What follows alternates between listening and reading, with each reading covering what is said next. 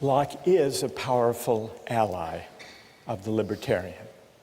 First, he believes, as libertarians today maintain, that there are certain fundamental individual rights that are so important that no government, even a representative government, even a democratically elected government, can override them. Not only that, he believes that those fundamental rights include a natural right to life, liberty, and property. And furthermore, he argues that the right to property is not just the creation of government or of law. The right to property is a natural right in the sense that it is pre-political. It is a right that attaches to individuals as human beings, even before government comes on the scene, even before parliaments and legislatures enact laws to define rights and to enforce them.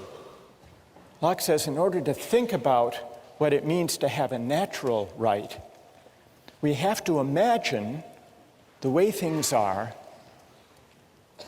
before government, before law. And that's what Locke means by the state of nature.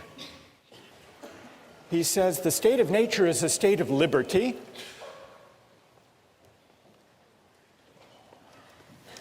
Human beings are free and equal beings. There is no natural hierarchy. It's not the case that some people are born to be kings and others are born to be serfs. We are free and equal in the state of nature.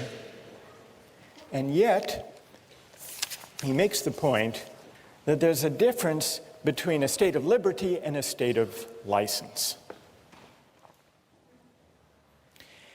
And the reason is that even in the state of nature, there is a kind of law. It's not the kind of law that legislatures enact. It's a law of nature.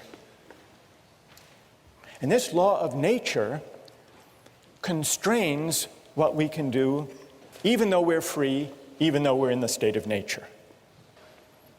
Well, what are the constraints? The only constraint given by the law of nature is that the rights we have, the natural rights we have, we can't give up, nor can we take them from somebody else. Under the law of nature, I'm not free to take somebody else's life or liberty or property, nor am I free to take my own life or liberty or property. Even though I'm free, I'm not free to violate the law of nature. I'm not free to take my own life or to sell myself into slavery or to give to somebody else arbitrary, absolute power over me. So where does this constraint, you may think it's a fairly minimal constraint, but where does it come from? Well, Locke tells us where it comes from, and he gives two answers. Here's the first answer. For men, being all the workmanship of one omnipotent and infinitely wise maker, namely God, they are his property, whose workmanship they are made to last during his, not one another's, pleasure. So one answer to the question is, why can't I give up my natural rights to life, liberty, and property is, well, they're not, strictly speaking, yours. After all, you are the creature of God. God has a bigger property right in us, a prior property right. Now you might say that's an unsatisfying, unconvincing answer, at least for those who don't believe in God. What did Locke have to say to them? Well, here's where Locke appeals to the idea of reason.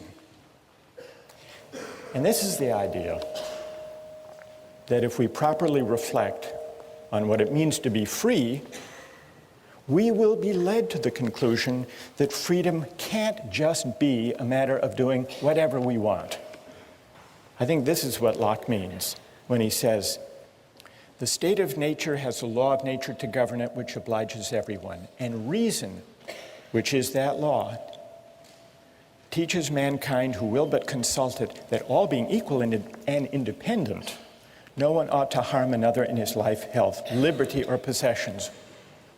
This leads to a puzzling, paradoxical feature of Locke's account of rights. Familiar in one sense, but strange in another. It's the idea that our natural rights are unalienable. What does unalienable mean? It's not for us to alienate them or to give them up, to give them away, to trade them away, to sell them. Consider an airline ticket. Airline tickets are non-transferable, or tickets to the Patriots or to the Red Sox. Non-transferable tickets are unalienable. I own them in the limited sense that I can use them for myself, but I can't trade them away. So in one sense, an unalienable right, a non-transferable right, makes something I own less fully mine.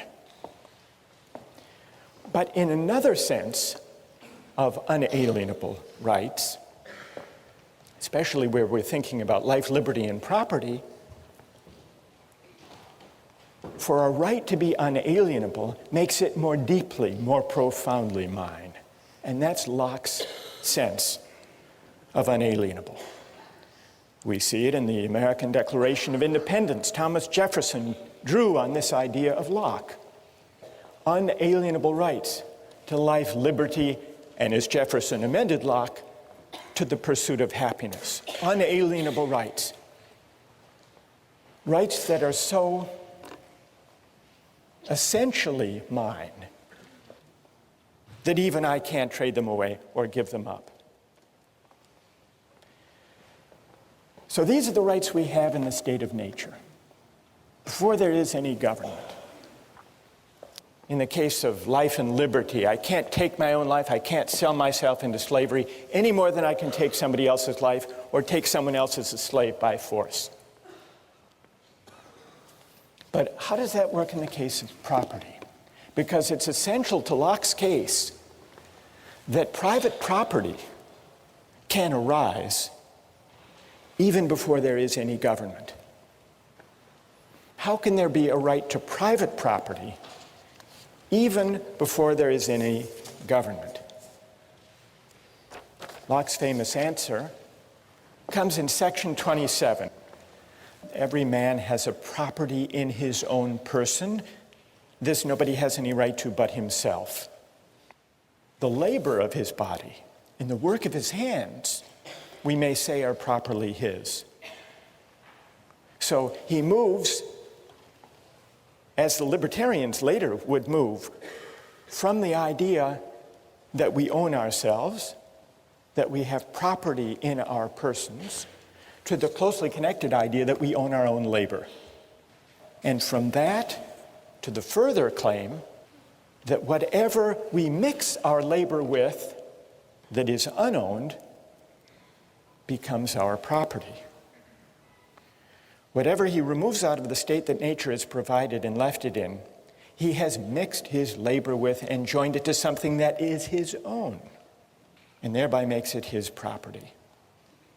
Why? Because the labor is the unquestionable property of the laborer, and therefore no one but the laborer can have a right to what is joined to or mixed with his labor. And then he adds this important provision, at least where there is enough and as good left in common for others. But we not only acquire a property in the fruits of the earth, in the deer that we hunt, in the fish that we catch, But also, if we till and plow and enclose the land and grow potatoes, we own not only the potatoes, but the land, the earth. As much land as a man tills, plants, improves, cultivates, and can use, the product of, so much is his property. He, by his labor, encloses it from the commons. So, the idea that rights are unalienable seems to distance Locke from the libertarian. The libertarian wants to say we have an absolute property right in ourselves, and therefore we can do with ourselves whatever we want. Locke is not a sturdy ally for that view. In fact, he says if you take natural rights seriously, you'll be led to the idea that there are certain constraints on what we can do with our natural rights, constraints given either by God or by reason, reflecting on what it means really to be free. And really to be free means recognizing that our rights are unalienable. So here's the difference between Locke and the libertarians. But when it comes to Locke's account of private property, he begins to look again like a pretty good ally. Because his argument for private property begins with the idea that we are the proprietors of our own person, and therefore of our labor, and therefore of the fruits of our labor, including not only the things we gather and hunt in the state of nature, but also we acquire a property right in the land that we enclose and cultivate and improve. There are some examples that can bring out the moral intuition that our labor can take something that is unowned and make it ours. Though sometimes there are disputes about this. There's a debate among rich countries and developing countries about trade-related intellectual property rights. It came to a head recently over drug patent laws. Western countries, and especially the United States, say, we have a big pharmaceutical industry that develops new drugs. We want all countries in the world to agree to respect the patents. Then there came along the AIDS crisis in South Africa. And the American AIDS drugs were hugely expensive, far more than could be afforded by most Africans. So the South African government said, we're going to begin to buy a generic version of the AIDS antiretroviral drug at a tiny fraction of the cost, because we can find an Indian manufacturing company that figures out how the thing is made and produces it. And for a tiny fraction of the cost, we can save lives if we don't respect that patent. And then the American government said, no, here's a company that invested research and created this drug. You can't just start mass producing these drugs without paying a licensing fee. And so there was a dispute. And the pharmaceutical companies sued the South African government to try to prevent their buying the cheap, generic, as they saw it, pirated version of an AIDS drug. And eventually, the pharmaceutical industry gave in and said, all right, you can do that. But this dispute about what the rules of property should be, of intellectual property, of drug patenting, in a way is the last frontier of the state of nature, because among nations where there is no uniform law of patent rights and property rights, it's up for grabs until, by some act of consent, some international agreement, people enter into some settled rules. What about Locke's account of private property and how it can arise before government and before law comes on the scene? Is it successful? How many think it's pretty persuasive? Raise your hand. How many don't find it persuasive? All right, let's hear from some critics. What is wrong with Locke's account of how private property can arise without consent? Yes? Yeah, I think it justifies European cultural norms as far as, when you look at how Native Americans may not have cultivated American land, but by their arrival in the Americas, that contributed to the development of America, which wouldn't have otherwise necessarily happened then or by that specific group.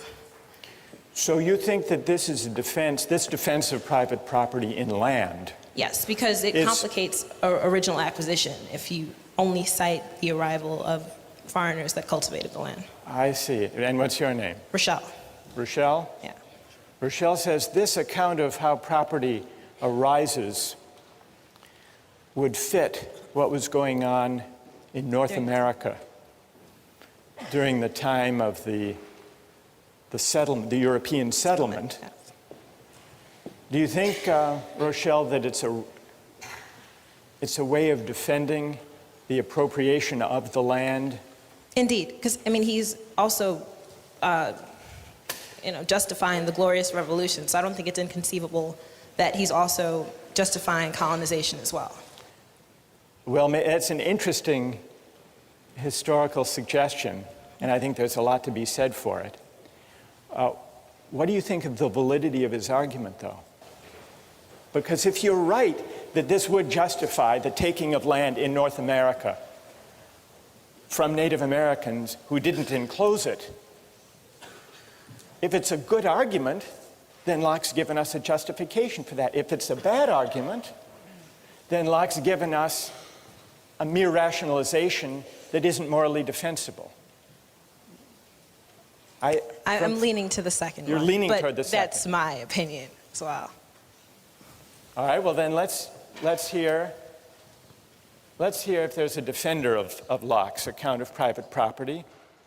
And it would be interesting if they could address Rochelle's worry that this is just a way of defending the appropriation of land by the American colonists from the Native Americans who didn't enclose it.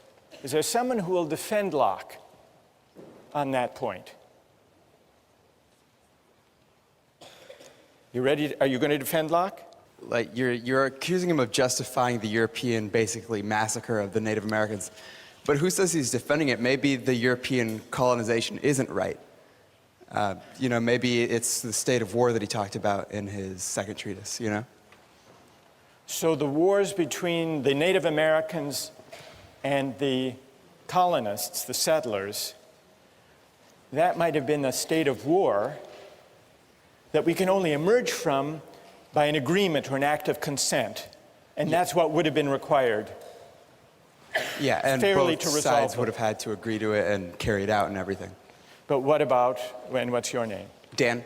But Dan, what about, Rochelle says this argument in section 27 and then in 32 about appropriating land, that argument, if it's valid, would justify the settlers appropriating that land and excluding others from it. Do you think that argument's a good argument? Well, doesn't it kind of imply that the Native Americans hadn't already done that? Well, the Native Americans as hunter-gatherers didn't actually enclose land. So I think Rochelle is onto something there. What I want to, I'd like to, go ahead, Dan. At the same time, he's saying that just by picking an acorn or taking an apple or maybe killing a buffalo on a certain amount of land, that makes it yours because it's your labor, and that's, your labor would enclose that land. So by that definition, maybe they didn't have fences around little plots of land, but didn't... They were using it. Yeah, by Locke's definition. So maybe by Locke's definition, the Native Americans could have claimed a property right in the land itself. But they just didn't have Locke on their side, as she points out. Okay, that's good. One more defender of Locke. Go ahead. Well, I mean, just to defend Locke, he does say that there are some times in which you can't take another person's land. For example, you can't acquire land that is common property to people. And in terms of American Indians, I feel like they already had civilizations themselves, and they were using land in common. So it's kind of like an analogy to what he was talking about with like the common English property. You can't take land that everybody's sharing in common. Interesting. And That's also, interesting. you can't take land unless you make sure that there's as much land as possible left for other people to take as well. So if you're taking so you have to make sure that whenever you take land, or that there's enough left for other people to use, that's Right. just as good as the land that you took. So. That's true. Locke says there has to be this right to private property in the earth is subject to the provision that there be as much and as good left for others. What's your name? Right. I'm Fang. So Fang, in a way, agrees with Dan that maybe there is a claim within Locke's framework that could be developed on behalf of the Native Americans. Here's the further question. If the right to private property is natural, not conventional, if it's something that we acquire even before we agree to government, how does that right constrain what a legitimate government can do?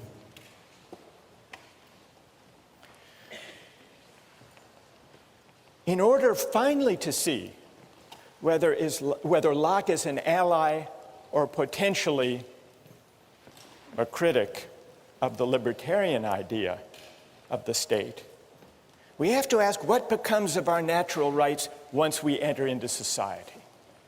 We know that the way we enter into society is by consent, by agreement, to leave the state of nature and to be governed by the majority and by a system of laws, human laws.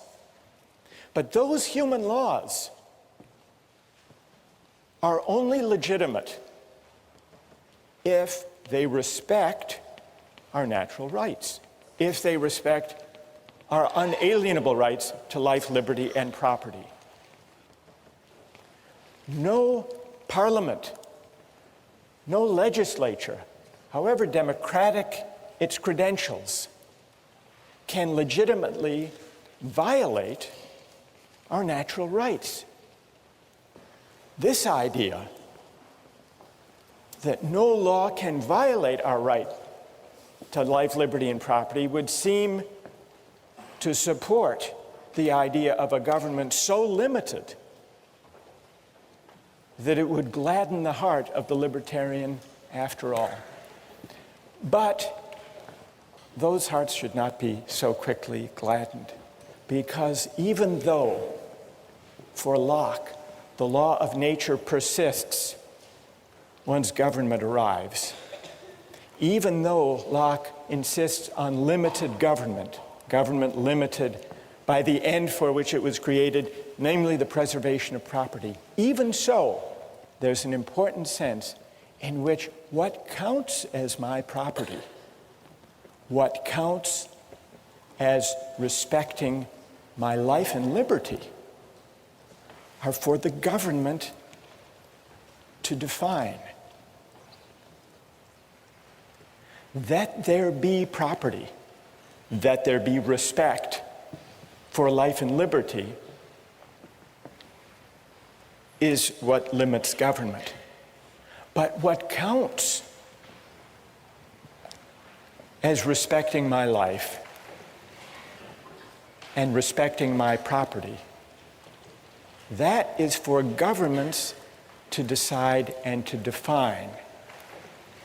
How can that be? Is Locke contradicting himself? Or is there an important distinction here? In order to answer that question, which will decide Locke's fit with the libertarian view, we need to look closely at what legitimate government looks like for Locke, and we turn to that next time.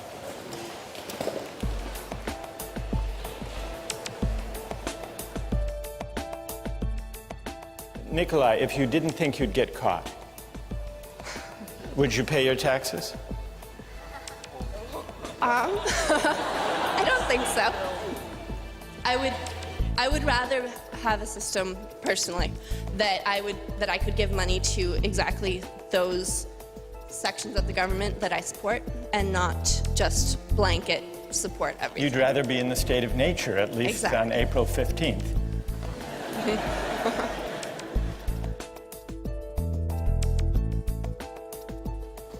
Last time,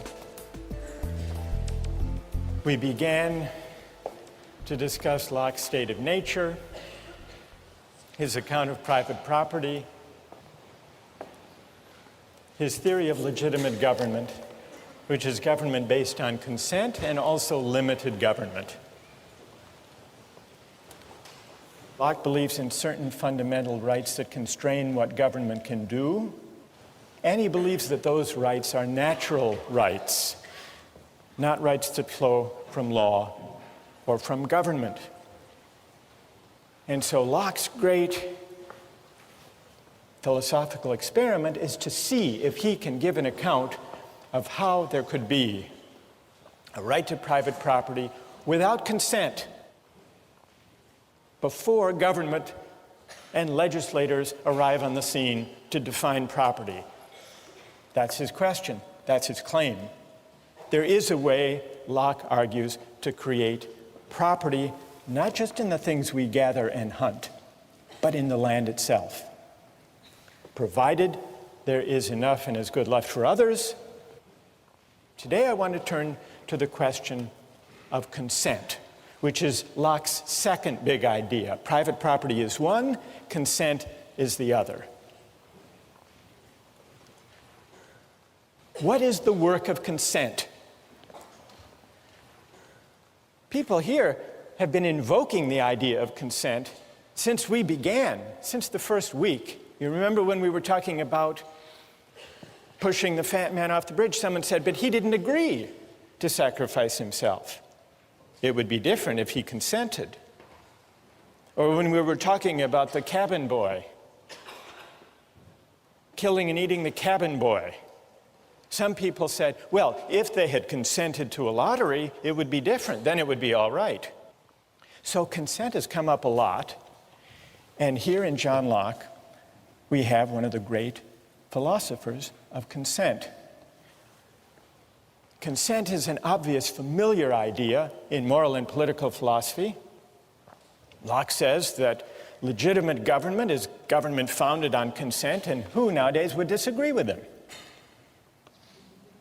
Sometimes when the ideas of political philosophers are as familiar as Locke's ideas about consent, it's hard to make sense of them, or at least to find them very interesting.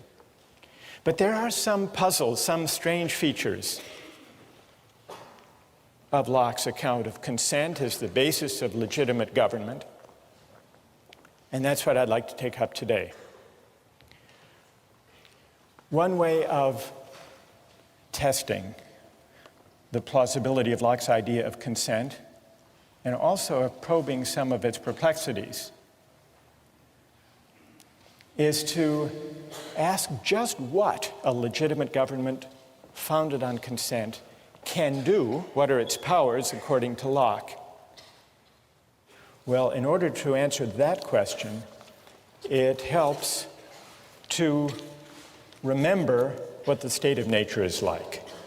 Remember, the state of nature is the condition that we decide to leave, and that's what gives rise to consent.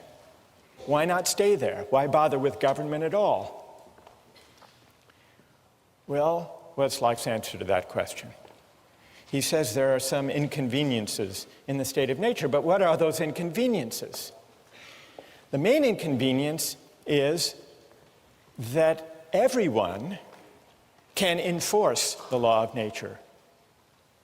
Everyone is an enforcer, or what Locke calls the executor of the state of nature. And he means executor literally. If someone violates the law of nature, he's an aggressor, he's beyond reason, and you can punish him. And you don't have to be too careful or fine about gradations of punishment in the state of nature. You can kill him. You can certainly kill someone who comes after you, tries to murder you. That's self-defense. But the enforcement power, the right to punish, everyone can do the punishing in the state of nature. And not only can you punish with death people who come after you, seeking to take your life, you can also punish a thief who tries to steal your goods, because that also counts as aggression against the law of nature. If someone has stolen from a third party, you can go after him. Why is this? Well, violations of the law of nature are an act of aggression. There is no police force, there are no judges, no juries. So everyone is the judge in his or her own case. And Locke observes that when people are the judges of their own cases, they tend to get carried away. And this gives rise to the inconvenience in the state of nature. People overshoot the mark, there's aggression, there's punishment, and before you know it, everybody is insecure in the enjoyment of his or her unalienable rights to life, liberty, and property. Now, he describes in pretty harsh and even grim terms what you can do to people who violate the law of nature. One may destroy a man who makes war upon him for the same reason that he may kill a wolf or a lion. Such men have no other rule but that of force and violence. Listen to this. And so may be treated as beasts of prey, those dangerous and noxious creatures that will be sure to destroy you if you fall into their power. So kill them first. So what starts out as a seemingly benign state of nature where everyone's free and yet where there is a law and the law respects people's rights and those rights are so powerful that they're unalienable, what starts out looking very benign, once you look closer, is pretty fierce and filled with violence, and that's why people want to leave. How do they leave? Well, here's where consent comes in. The only way to escape from the state of nature is to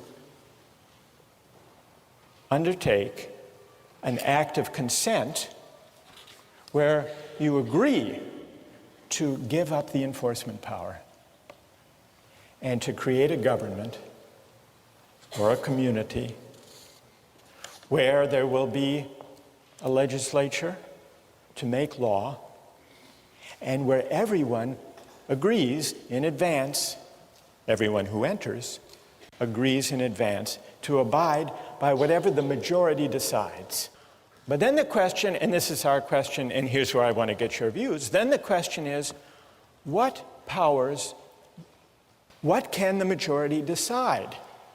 Now here it gets tricky for Locke, because you remember, alongside the whole story about consent and majority rule, there are these natural rights, the law of nature, these unalienable rights. And you remember, they don't disappear when people join together to create a civil society. So even once the majority is in charge, the majority can't violate your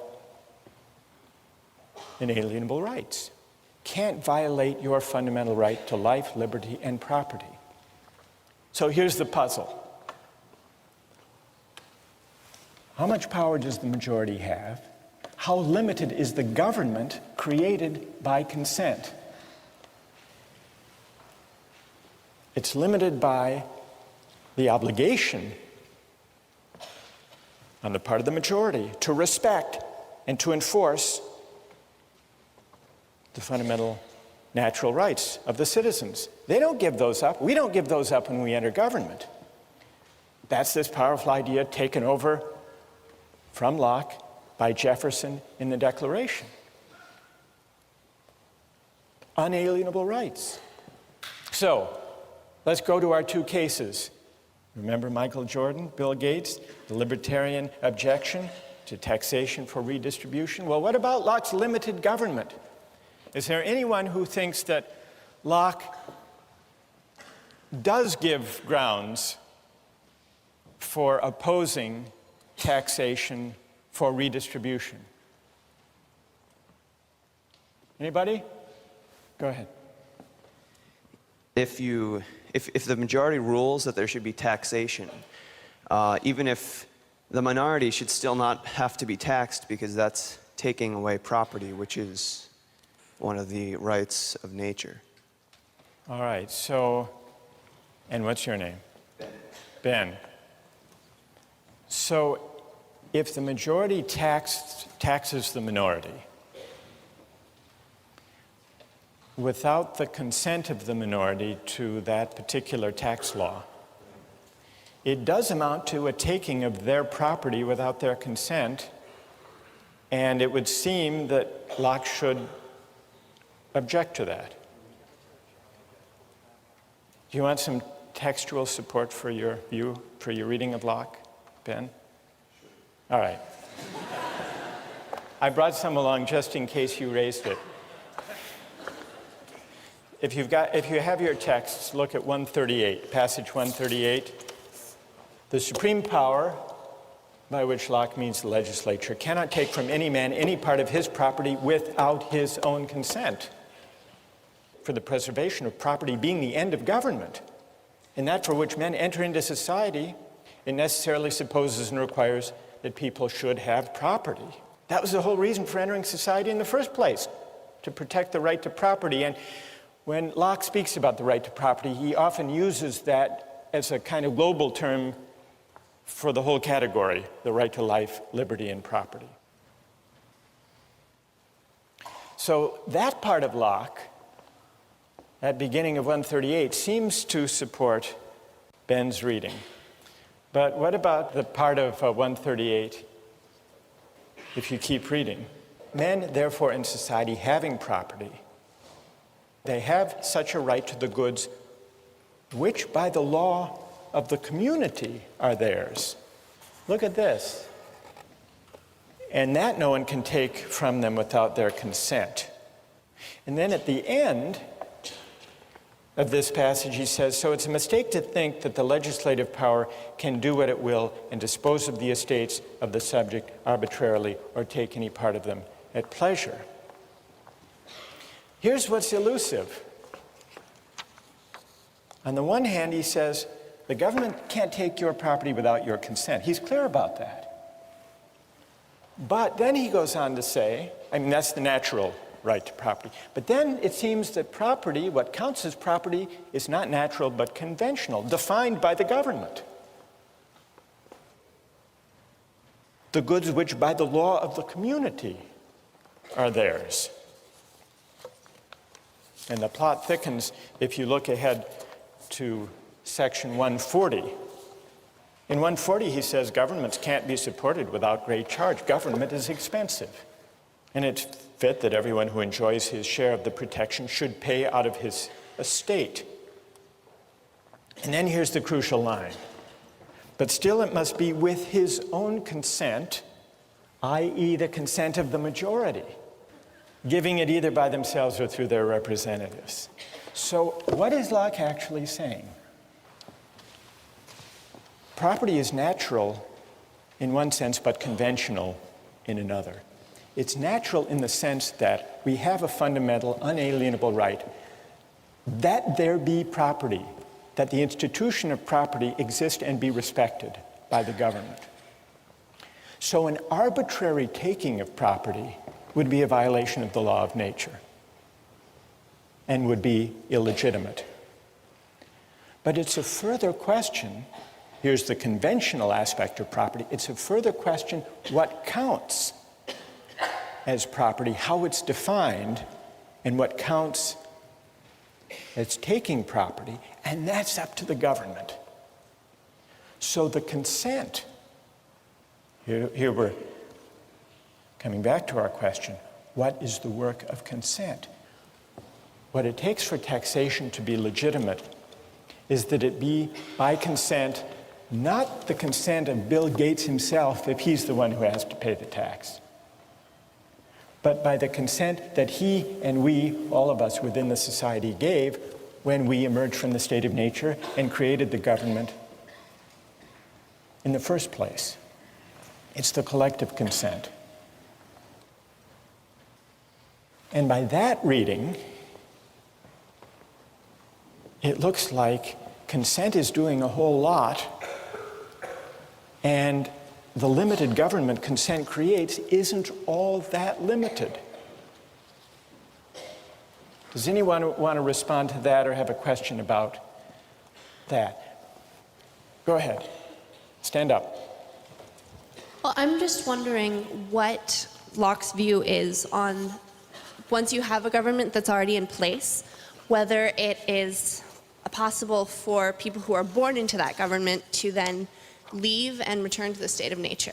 I mean, Wait. I don't think that Locke mentioned that at all in the... What do you think? Well, I think as the convention, it would be very difficult to leave the government because you are no longer... because nobody else is just living in the state of nature, everybody else is now governed by this legislature. What would it mean today, you're asking? And what's your name? Well, Nicola. Nicola, to Yeah. leave the state, suppose you wanted to leave civil society today, you want to withdraw your consent and return to the state of nature. Well, because you didn't actually consent to it, you were just born into it. It was Okay. your ancestors who joined. Right. So, You didn't sign the social contract. I didn't sign it. exactly. All right, so what does Locke say there? Yeah. I don't think Locke says that you have to sign anything. I think that he says that it's kind of implied consent. By Implied- living and taking government services, you are implying that you're consenting to the government taking things from you. All right, so implied consent, that's a partial answer to this challenge. Now, you may not think that implied consent is as good as the real thing. Is that what you're shaking your head about, Nikolai? Speak up. Stand up and speak up. I don't think that necessarily just by utilizing the government's various resources that we are necessarily implying that we agree with the way that this government was formed, or that we have consented to actually join into the social contract. So you don't think the idea of implied consent is strong enough to generate any obligation at all to obey the government? Not necessarily, no. Nikolai, if you didn't think you'd get caught, would you pay your taxes? I don't think so. I would rather have a system personally that I could give money to exactly those sections of the government that I support and not just blanket support everything. You'd rather be in the state of nature, at least on Exactly. April 15th.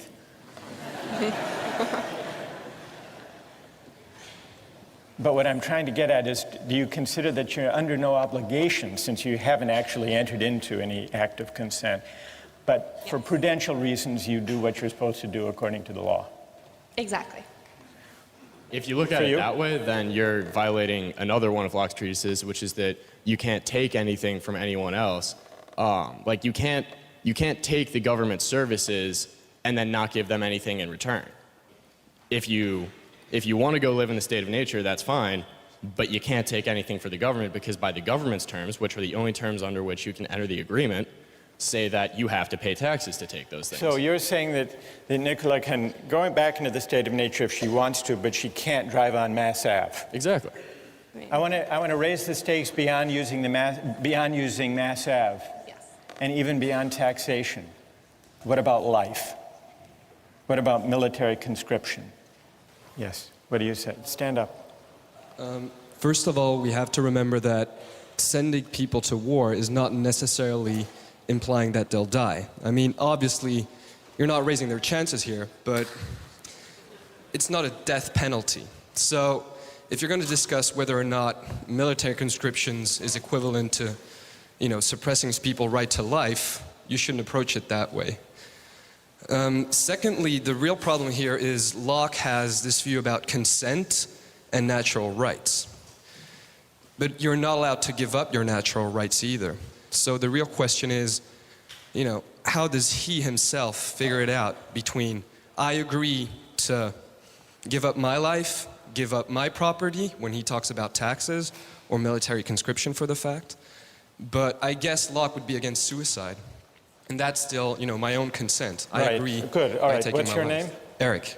So Eric brings us back to the puzzle we've been wrestling with since we started reading Locke. On the one hand, we have these unalienable rights to life, liberty, and property, which means that even we don't have the power to give them up. And that's what creates the limits on legitimate government. It's not what we consent to that limits government.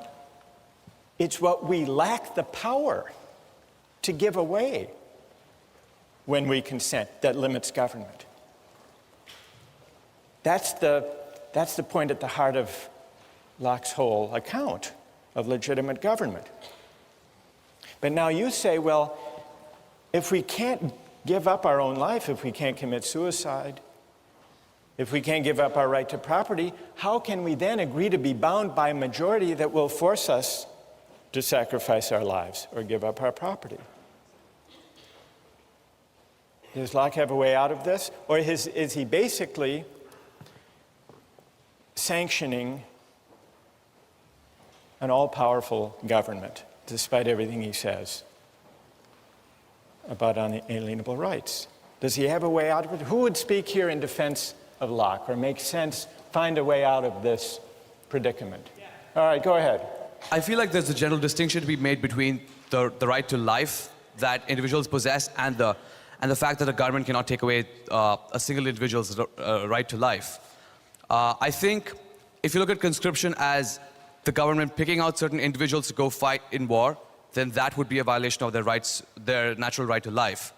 On the other hand, if you have conscription, let's say a lottery, for example, then in that case, I would view that as the population picking their representatives to defend them in the case of war. The idea being that since the whole population cannot go out there to defend its own right to property, it picks its own representatives through a process that's essentially random. And then these sort of elected representatives go out and fight for the rights of the people. It works very similar, it works just like an elected government, in my opinion. All right, so an elected government can conscript citizens to go out and defend the way of life, the community that makes the enjoyment of rights possible? I think it can, because to me it seems that it's very similar to the process of electing representatives to a legislature. Although here, it's as if the government is electing by conscription certain citizens to go die for the sake of the whole. Is that consistent with respect for a natural right to liberty? Well, what I would say there's a distinction between picking out individuals and having a random choice of individuals. Like between picking out, let me make sure, between picking out individuals. Well, right, what's your name? Gokul. Gopal says there's a difference between picking out individuals to lay down their lives and having a general law. I think this is the answer Locke would give, actually, Gopal.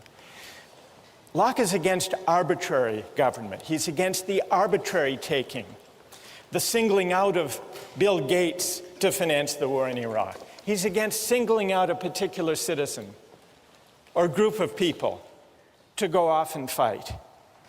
But if there's a general law such that the government's choice, the majority's action, is non-arbitrary, it doesn't really amount to a violation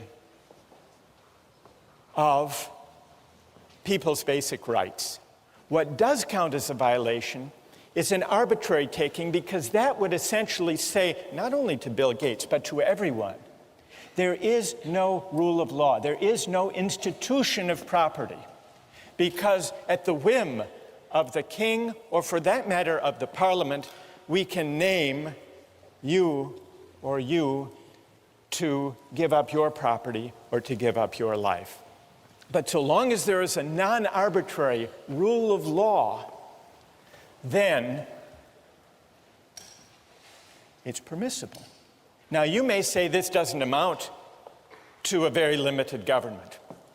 And the libertarian may complain that Locke is not such a terrific ally after all. The libertarian has two grounds for disappointment in Locke.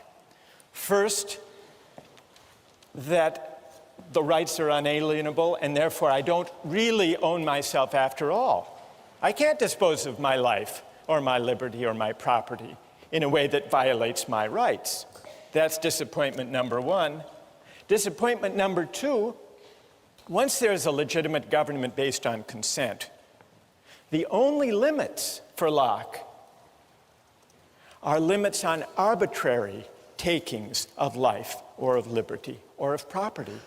But if the majority decides, if the majority promulgates a generally applicable law, and if it votes duly according to fair procedures, then there is no violation, whether it's a system of taxation or a system of conscription. So it's clear that Locke is worried about the absolute arbitrary power of kings, but it's also true, and here's the darker side of Locke, that this great theorist of consent came up with a theory of private property that didn't require consent,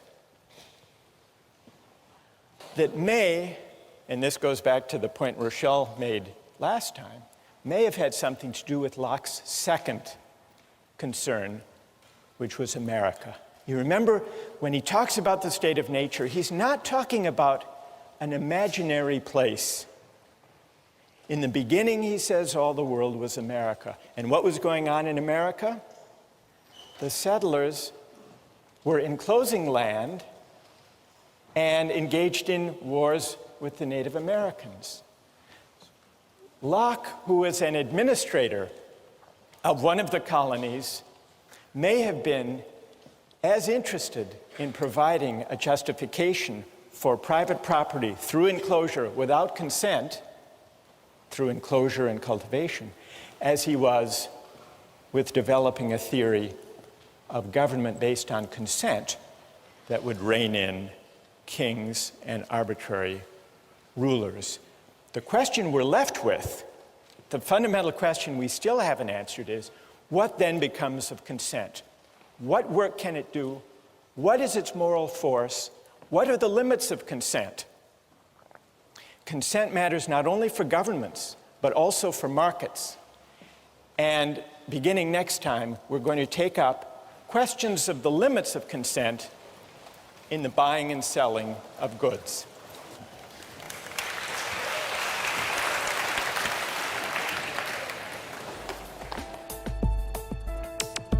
Don't miss the chance to interact online with other viewers of Justice. Join the conversation. Take up